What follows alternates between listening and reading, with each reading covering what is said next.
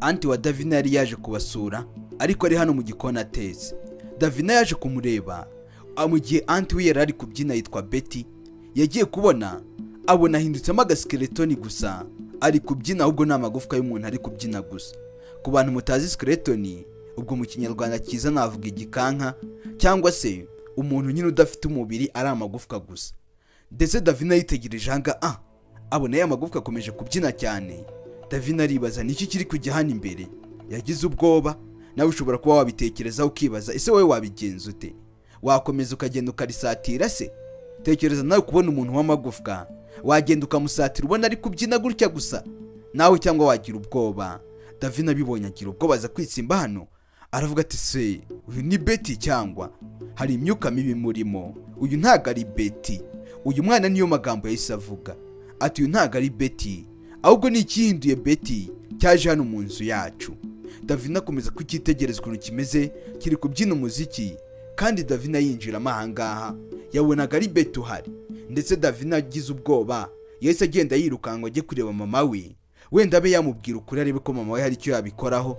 Urabibona nyine ko ntuze Davina we yari umwana muto cyane. Uyakomeza kwibyinira rwose nta kibazo yari atese. Davina akijya kuzana mama we, wa mukobwa Betty yahise yongera ahindukamo umuntu nyagasani. Davina avuye kuzana iwabo, akimara kugera ahangaha asanga Betty yabaye Betty. Uyu mwana arangije avuga ati mama reba skeletoni hariya. Uyu mukobwa yatekaga ari kwibyinira ari kwiyumvira imiziki, ntabwo yari akeneye kumva ibindi byo hanze. Ariko mama aravuga ati Davina wabaye iki? Reba uyu nguyu ni Betty, uri kubona atari anti se? Ni Betty rwose, wigira ubwoba nta kibazo kibirimo. Ariko Davina aravuga ati mama mukanya ubwo nari ndahangaha ndetse na n'ubu ngubu naje sanga ni skeletoni, ariko ntunguye n'ukuntu na n'umwe akiri skeletoni. Davina ntabyo ndi kubona rwose, njyewe ndi kubona uyu nguyu ari Betty. Anti wawe ntabwo uri kubibona kubera icyo uri kwibaza ibyo byose, kandi mbizi neza ko nawe uzi ukuri. Nawe uzi ukuri, ahubwo sinzi impamvu uri kwiyoberanya. Ariko Davina we ibyo ari kumubwira n'ibyo ari kubona. Davina ibyo ari kumubwira n'ibyo ari kubona ntabwo ari kumubeshya, we yari ari kumubwiza ukuri. Ariko mama we nawe ntabwo yabitindagaho kuko yabonaga uyu nguyu ari Betty rwose, akabona ni Betty wuzuye nta kibazo na kimwe afite. Ariko Davina we yareba akabona ibitandukanye n'ibyo mama we yari ari kubona. Ati Davina ntabwo uri kubona ko ari Betty yine utetse? Mukanya size mubwiye ati ateke ashaka ibyo kurya, nanjye ngiye kuba ntunganya mu cyumba aho turara. None kubera icyo umbujije nyine gutunganya ibyo nari ndi gutunganya, warangiza ukanza nanga noneho ku bintu nawe udahagazeho, ku bintu bitari n'ibya nyabyo. Davina aravuga ati mama ntabwo ndi kukubeshya, ibihe byose nuko ujya wanga kunyizera ugatekereza ko ibintu byose ndi kukubwira mba ndi kukubeshya, ariko ntabwo ndi kukubeshya. Ati Davina bura mu buzima busanzwe nizera ibintu bigaragara kandi ibintu biri ngombwa ko byizerwa, ariko ibi ngibi nta gihamya na kimwe ufite kigaragaza ko nagakwiriye kubyizera pe. Sinjya kukubeshya, nta gihamya na kimwe gihari. Uyu aravuga ati mama basi nyizera nyine gusa, unyizere nubwo nta gihamya nabona, ariko ndakwinginze unyizere. Mama aravuga ati umva nta kibazo nakwizeye, ni skeletoni reka tubyakire gutya ariko birangire. Ati nyine mama yifatuye isore hanze. Ati ariko njye nta nibyo ndi no kubona. Davina nuko umbwiye ngo nkwizere ubundi njye sinanakwizeye. Ntabwo nagakwiriye kukwizera kubera ko uyu ni Betty, kandi nanone mu mwanya mutoya wa mukobwa arahindukamo umuntu, mu kandi kanya akongera agahindukamo skeletoni. Ntabwo wapfa kuvangura ubundi, ntabwo wapfa kumenya ibyo ari byo. Ariko bitewe n'imbaraga uno mwana we yari afite mu giti cye, bitewe n'imbaraga umwana we yari yifite karemano, we yabashaga no kubona ibintu abandi batabonesha amaso. Uyu mwana rwose yarasengaga cyane, afite n'imbaraga zidasanzwe. Rero kuba yabona umuntu nk'uyu nguyu we rwose byabaga byoroshye kuri we, ariko kubyumvisha ababyeyi be nawe byaramugoraga. Iyo yabonaga ibintu ababyeyi be batabona kugira ngo bibumvishe byaramugoraga cyane. Uyu aravuga ati rero njye ntabwo nakwitora ngo mbwire umuntu ibintu ngo mubwire ngo uri skeletoni, yagira ngo ndi no kumutuka. Kandi koko nose wakwitora ukabwira umuntu kandi umubona ko ari muzima ukamubwira ngo uri skeletoni, ngo sohoka mu nzu yanjye, kandi none hari n'umuntu wo muri famiye? Ibyo bintu ntabwo byumvikana, ntabwo ari ibintu wapfa guhubukira ngo uhite ubibwira umuntu yavuga turi kuntuka, muri make warampaze ntabwo ukinkeneye ugasanga atekereje ibindi. Uyu mwana aravuga ati mama ushaka wanyizera, ariko mama we ntiyabyumvise, aravuga ati rwose niwanyereka ingingo zifatika ukanyereka gihamya ndaza kukwizera, ariko njye ntago nakwitora ngo mbwire umuntu gutyo gusa ngo ni skeletoni, cyaba ari igitusi. Kandi nanone umuntu ndi kureba imbere yanjye singuye yaratetse koko, cyangwa nuko yashyizemo kuteri wenda uri kubona wamuyobewe. Uyu ni Betty, nuko yashyizemo kuteri, buriya wasanga utari kumureba ngo ube wamwibuka ube wamumenya neza, ariko wenda kandi humura rega nta n'ikibazo kiri buze kubibamo, nta kibazo kiri buze kuba cyabaho, we humura rwose nta kibazo. Ariko Davina we yareba akibonera agaskeletoni kari kubyina, akibonera agaskeletoni karyohewe ahangaha n'imbyino, uyarangije aravuga ati buse mbigenze gute. Davina yatangiye kwibaza ibintu ari buze gukora kugira ngo abe yakumvisha mama we ko ari byo, ariko abura ingingo n'imwe yafatisha mama we ko ngo imwumvishe ko ibyo ari kumubwira ari ibya nyabyo. Davina arangije aravuga ati mama, ati ubwo rero niba wowe utari kubibona reka basi ngende mbwire papa aza arebe, hanyuma rero nawe atubwire niba ari ko abibona. Mama aravuga ati wagakwiye kujya kumubwira, ariko ngende kumva utagakwiye kujya kumubwira ku bintu bidafite gahunda, ubwo se nawe niyaza ntabibone noneho biragenda bite? Kandi ko mizi ko amaso yanjye birakora neza, ko mizi ko ntarwaye amaso. Uyu ari Betty, uri kumva utari bube uri kumwicira akazi. Hari ibyo yari yibereyemo hariya mu cyumba kuri machine, hari ibyo yari ari kuzuza, hari amadokima yari ari kuzuza. None uri kumva niwagenda ukamubwira ngo aze arebe ibintu bidafite gahunda nk'ibi ngibi, uri kumva biri buze kugenda gute? Ariko nanone Davina wagakomeza kubona ibintu bidasanzwe abandi bo bareba ntibabibona. Ubwo tayari mama yaramubwiye atoke ntari bireka mbikwemerera, genda umurebe umubwire, hanyuma rero niyaza agasanga nawe niko ameze, mbese muri make agasanga ni Betty, ubwo nyine uraza kuba utsinzwe, uraza kwemera kutsinzwe. Ndetse Davina aravuga ati ngiye kumubwira ati kandi Davina niba wizeye neza ko ari ukumutesha igi ntiwirirwe ubikora, urabizi papa wawe akunze ntago akunze nyine ibintu byo kumukinisha, ntago akunze ibintu by'amapranke. Niba ari pranke wateguye nagira ngo bisubize aho wabikuye, kuko ibyo bintu ntago byaguhira, ntago byaza gukora. Uri kumva neza? Niba uzi ko ugiye kumutera igihe bireke, ariko nanone niba uzi ko nawe biri buze kugenda gutyo ugasanga nawe araje asanze ni Betty, ubwo nyine nawe urabyumva ikiri buze gukurikiraho. Ariko Davina yanze kubyumva, aravuga ati mama reka ngende mwibwirire nawe aze yirebere, icyo nzi cyo niwe uri buze guseba. Ati okay, hari ikibazo se? Genda umubwire, ahubwo ndabizi neza ko ari wowe uri buze guseba, kubera ko araza asanga uyu ni Betty, araza asanga uyu ni Betty uri kwibyinira yambaye kuteri headphone mu mutwe, rwose araza asanga niwe, ahubwo urabusebye. N'ikindi gihe ibintu byose uzajya utubwira ntabwo tuzongera kukwizera, nuzabizuka natubwira ngo amakayi yashize tugira ngo uri kutubeshya, kubera ko tuzatumaze kumenyera ko buri gihe utubeshya, wowe utubwira ibintu by'ibibeshyo gutyo gusa. Uyu nguyu yakomeje kumva abantu ahangaha, yari yibereye muri kutera ariko yarahindukiye ahita babona. Mu kumara guhindukira abona bari gutongana, mama warangije atabizibisha ukuntu abigira nkaho nyine nta cyabaye. Uyanaje avuga ati none bimeze bite ko muna muranga kandi nkaba mbona wagira ngo habaye ikibazo. Ati mama mubwire, ariko nanone mama wa Davina yarabaze ati nta kibazo gihari rega, bawikurikiranira ibintu byawe. Davina aravuga ati mama sawa, bureka njye kwirebera na papa, niba wanze no kubimubwira reka njye kwirebera papa, noneho wiwe azabyibonere. Muri ako kanya Davina yahise asubirayo, yaribaza ese Davina nibiki muri gupfa ko nasobanukiye ibyari bya. Ati Davina rero ni kuri yabaye. Ati Davina ni wa muntu ukunda guhora mu bintu by'intambara, ahora ntesha umutwe, yarari no kunsaba amafaranga ajye kugura amandazi kandi ejo narayazanye. Ariko mama wa Davina yarabeshye kugira ngo no mukobwa ataza gutekereza ko bamuvugagaho ibintu bibi. Aravuga ati nta kibazo, wakomeza ugateka nta ribi rwose, nta ribi, naje no kureba ukomeza hano mu gikoni nta kibazo, nta kindi kibazo gihari. Yaravuga ati okay, niba ari nta kibazo nta ribi rwose.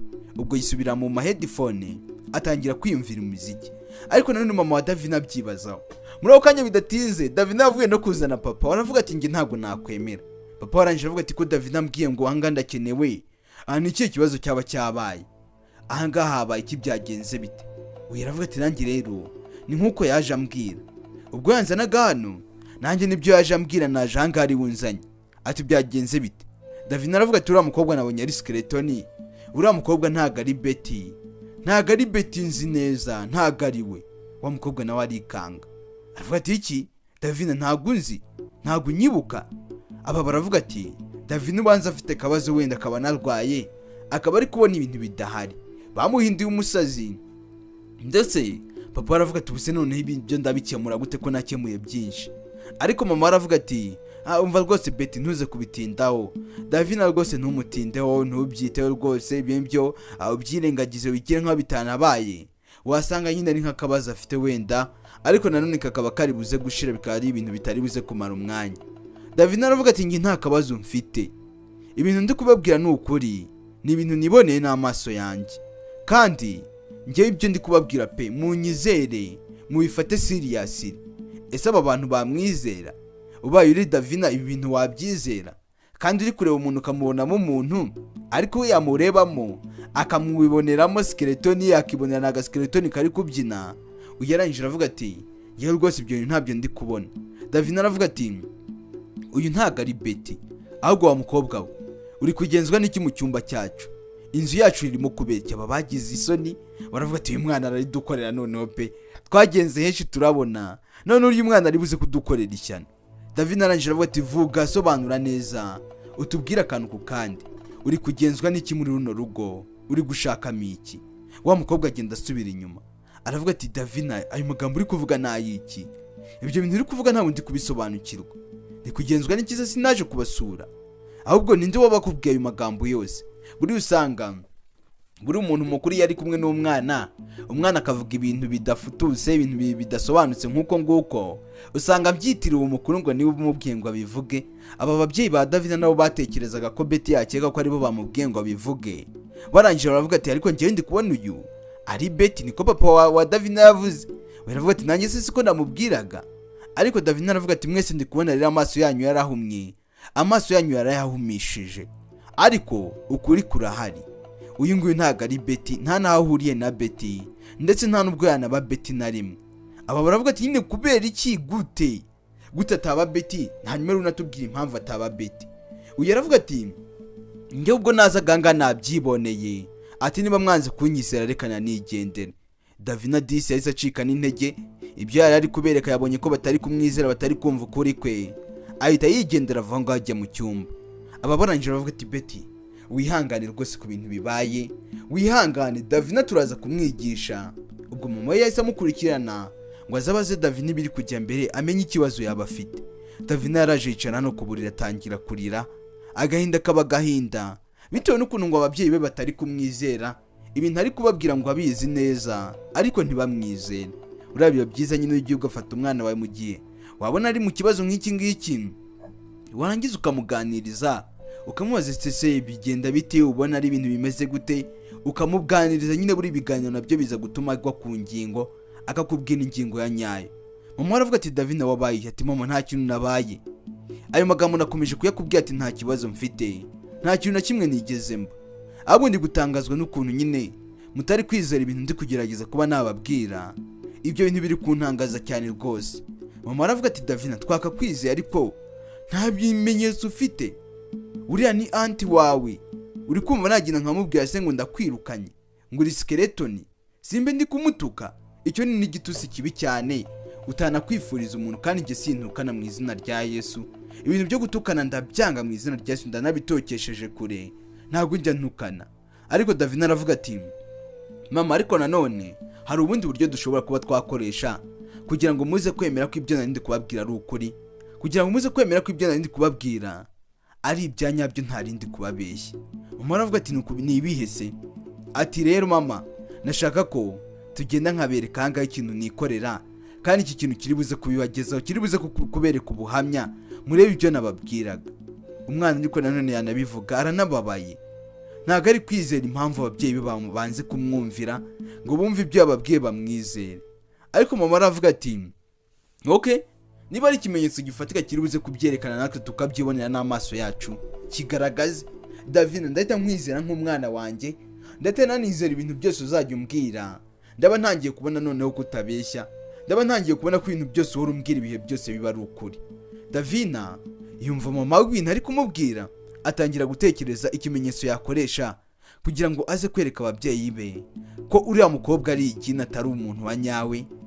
Arabitekereza aravuga ati reka nze numve mama. Yahise atangira gusenga aravuga ati mana ndagusabye mpibihamya, mpibimenyetso byatuma ababyeyi banjye bemera ko ibyo ndi kubabwira ari ukuri. Ndetse Mana nkwizereyemo ko ari wowe wenyine wabikora. Igihe waba udahari nta kintu na kimwe nakwishoboza, ariko ku bwawe nashobora buri kimwe cyose.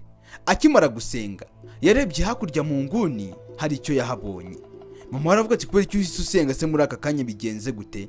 Ariko Davina nta kibazo ufite. Umwana aravuga ati nge nta kibazo mfite mama, njyewe ndi muzima, ahubwo buretseho gato ndaje nkwereka igisubizo. Umwana yamaze umunota nta kintu ari kuvuga, ari gutekereza gusa. Mama ari kwibaza ibiri kujya mbere. Mwana wanjye ni ikihe kibazo ufite? Ati mama ibimenyetso birabonetse. Sasa ari kuzura ibimenyetso no mwana abonye. Yahise azanga akimara gusenga araza afata indorerwamo. Reka uze witegereze urebe. Akimara kuyifata yabwiye mama ati yimfasha hano nkwereke mama. Yinkurishemo kubera ko yari iremereye kandi nta nubwo yari no kuyibasha. Yaravuze ati mfasha uyizamure. Yageraga hejuru ntabwo yari kubona uko ayigera. Mama aravuga ati sundi turayikoze iki? Ati mama wowe yinzamurire gusa nibyo nkeneye, ibindi ndibuze kubikwibwirira, ndaza kukubwira akamaro kayo. Ati noneho rero mbwira. Uyu mwana aravuga ati no ndorerwamo iyo uyeretse se kibi cyangwa se igini, ubundi mu busanzwe nta dayimoni rikunda kwireba. Niko yamubwiye. Ati rero ino ndorerwamo niwagenda ukayimushyira imbere akirebamo, araza gushya yumva, araza kugenda mungwa cyane agende aze kurangira ashize. Mama aravuga ati ibyo ntiri kuvuga ni ukuri cyangwa uri kumbeshya? Nibyo gutigiye. Ati mama nge ndabizi ni ukuri rega, Imana nsenga iba yanyeretse ukuri, nta kintu na kimwe cy'ikinyoma yanyereka, byose nyereka biba ari iby'ukuri. Mama aravuga ati mwana wanjye watuma ibi bintu koko, watuma Betty aza kudukeka ibindi bintu byagenda gute? Ati mama uriya ntago ari Betty wa nyawe, ahubwo ni ikintu cyambaye isura ya Betty kirangije kiza cyamwitiriye kugira ngo kize gifata urugo rwose rwacu kiruture hasi rurangire, urugo rwacu rwose rurimbuke. Mama aravuga ati niba ubyizeye ukaba uzi neza ko ari ukuri, n'ubundi ibingibi nta mafaranga binsaba, ndahangarika nkijyane kino kirori hanyuma ndebe. Ariko ubundi nanone Betty ko yakundaga kwireba, uriya mukobwa kuva yagera no mu rugo akaba atarireba. Ariko nanone mama we yahengamiye ku ruhande rw'umwana we, arongera agaruka ku rundi ruhande, abura ingingo nimwe murengera. Ubwo tayari feri ya mbere bahise bazana ya ndorerwamo.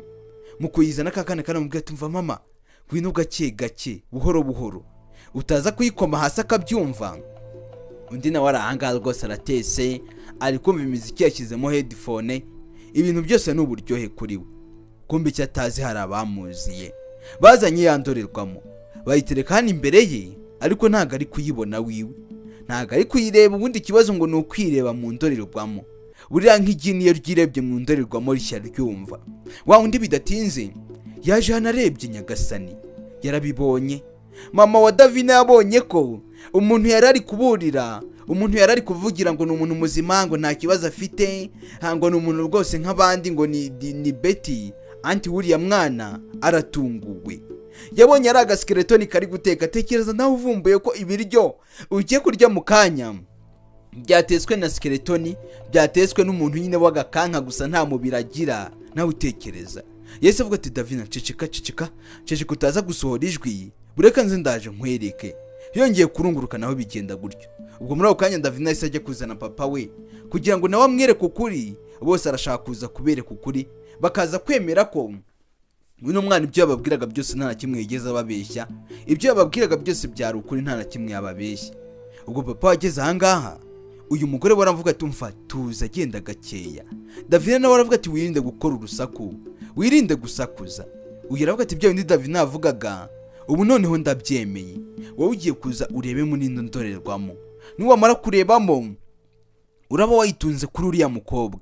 Mbonye ari skeletoni iri guteka ibyo kurya byose tumaze igihe turya, byatekwaga na skeletoni, byaterwaga nyine n'umuntu w'agakanka gusa, ntago ari umuntu wa nyawe. Burya uriya ntabwo ari Betty, reka uze wireberaho ibintu biryohera.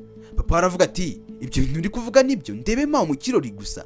Uyu aravuga ati wowe nukujyana ikirori ukakimurebeshaho, warangiza ukakirunguruka mukarebamo, uri buze guhita wibonera ukuri.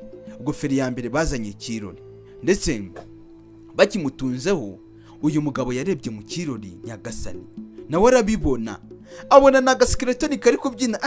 abona na gaskeleton kari kubyina ngaha karyoheje umuziki kari kukatakata. Uyarangije itavuga ati Betty, yahise amuhamagara mu izina uyarikanga. Mu guhindukira arebye mu kirori niko kabi. Kureba mu kirori niko kabi yatangiye kuribwa, atangira kumeneka amatwi, atangira kugenda ashya gahoro gahoro, agenda ameneka amatwi. Aba barangije noneho barabibona, ukuri barakwiboneye. Wa mukobwa atangira kujya hasi, nyagasani aravuga ati nimugishyire kure yanjye, icyo kintu nimugishyire kure yanjye ntabwo nyishaka, kiri kumbangamira. Aba baravuga ati umuntu ambangamirwa n'ikirori abaho? Umuntu utireba abaho bangamirwa n'ikirori? Ndetse bakimara kumva ayo magambo ahubwo bari babonye uburyo, baravuga ati ubwo rero ni Sekibi yinjiye mu nzu yacu, reka ahubwo kino kirori tukimwegereze neza nihari bushye neza. Uyu mugore aragifata arakimwegereza aravuga ati waje wiyambitse isura ya Betty, ntabwo uri Betty, twamaze kukuvumbura wa daimoni we, soka mu nzu yacu mu izina rya Yesu. Davina araza aragikurura aravuga ati igira hano wumva uburibwe, uri kujya kurujya kure hehe? Igira hano wumva uburibwe wewe, nta soni, urajya kure wowe, uraza mu nzu yacu warangiza ukihindura akagini hano mu nzu ugira ngo ahangaha birakora?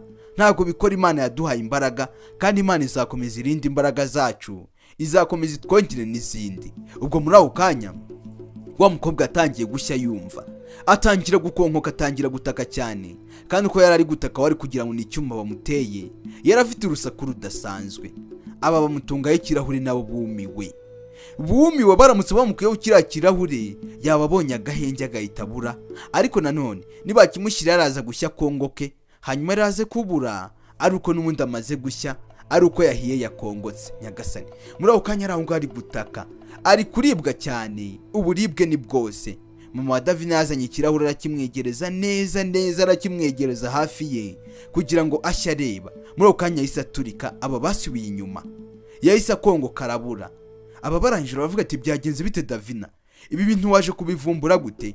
Davina aravuga ati ngewe rega nari nasenze, ubwo nasengaga Imana yanjye yanyeretse ko ahangaha mu rugo harimo ibintu bidasanzwe. Uyaravuga ati ko kurakomeje Davina, none se wasengaga uvuga ngo iki? Barumiwe nabo, ntabwo bari bazi ko umwana wabo azi gusenga kwa kageni ku buryo n'Imana yamwigaragarizamo. Namwe babyeyi mujye mwigisha abana banyu gusenga ni byiza, gukunda Imana ni byiza kurushaho kuyikorera. Noneho byo bibi bindi. Niba nawe ufite umwana ukaba utajya umwigisha no gusenga, ukaba nawe wiryamira udasenze, ubwo se uri kumva urwo rugo rwanyu ari urw'abakristo cyangwa? Ndabakunda cyane.